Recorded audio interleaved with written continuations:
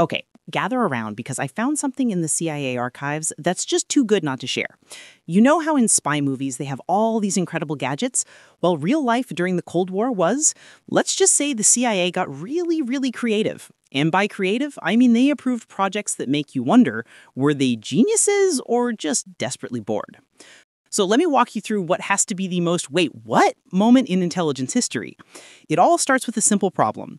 Soviet officials in the 1960s loved having their most sensitive conversations in parks and open courtyards. You know, places where you can't exactly plant a listening device or hide in a bush without looking suspicious. Now imagine this scene. A CIA meeting room, probably filled with serious-looking people in suits. Someone stands up and says, "You know what would make the perfect spy? A cat."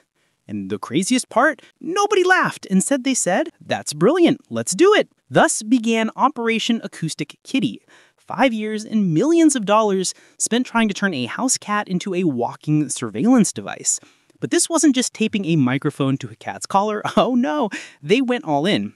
They performed actual surgeries on this poor cat. We're talking about implanting a microphone directly into the ear canal, putting a radio transmitter at the base of its skull, and get this, they actually wove a thin wire antenna right through its fur.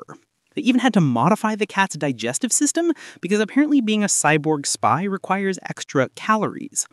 But here's the moment that still makes me facepalm every time I think about it. After all that work, after all that cutting-edge technology and taxpayer money, they took their super spy cat for its first mission outside the Soviet embassy in Washington.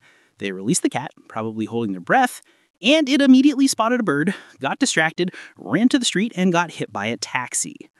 The official report? Just one beautifully understated sentence. Using cats for this purpose is impractical, you don't say. If you thought spy cats were the peak of CIA creativity, my friend, you haven't heard about Operation Exploding Rat.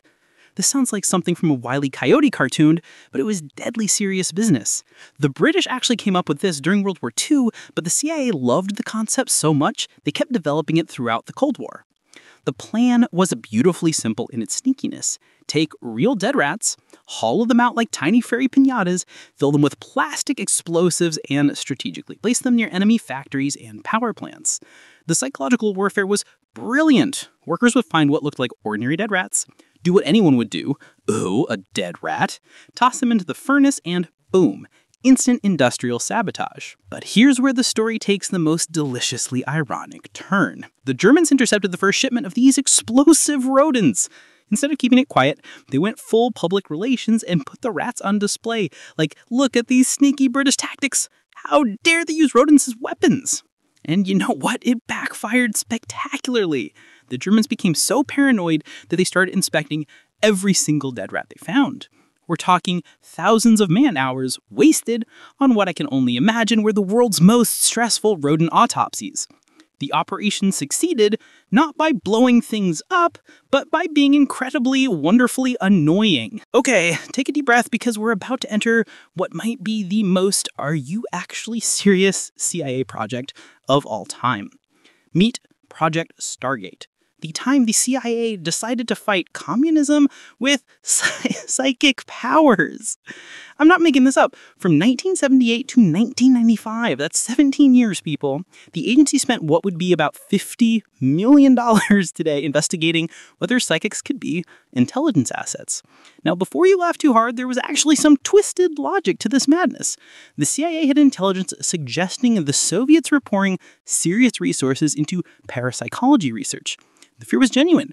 What if the Russians developed psychic weapons that conventional technology couldn't counter?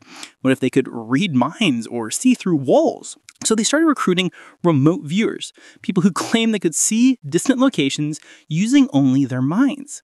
The testing was actually surprisingly scientific. These viewers would be put in sealed, isolated rooms with no outside information. They'd be given nothing but geographic coordinates, and then they'd describe or sketch what they saw in their mind's eye. And here's the part that still blows my mind every time I think about it. Sometimes it actually worked. One viewer managed to locate a crashed Soviet bomber in Africa that had been missing for weeks. Others provided detailed descriptions of secret military installations that matched classified intelligence perfectly. There were moments of accuracy that even the skeptics couldn't explain. But consistency was the eternal problem. A viewer might be scarily accurate one day and completely off base the next. One day they're describing a secret nuclear facility with perfect detail, the next day they're talking about a shopping mall with great parking and a food court. After nearly a decade of research, thousands of tests, and millions of dollars, they finally shut it down. But get this, some of the best views were actually good enough that they still get consulted on cold cases today. Talk about a career pivot. So why did the CIA try all this crazy stuff? Well, when you're that terrified of your enemy, when the stakes feel that high, you'll try anything.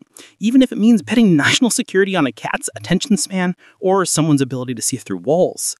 The truly fascinating thing is that all of these projects actually got shut down when they proved useless. There was a system in place to recognize failure, which is more than I can say for some of my personal projects. See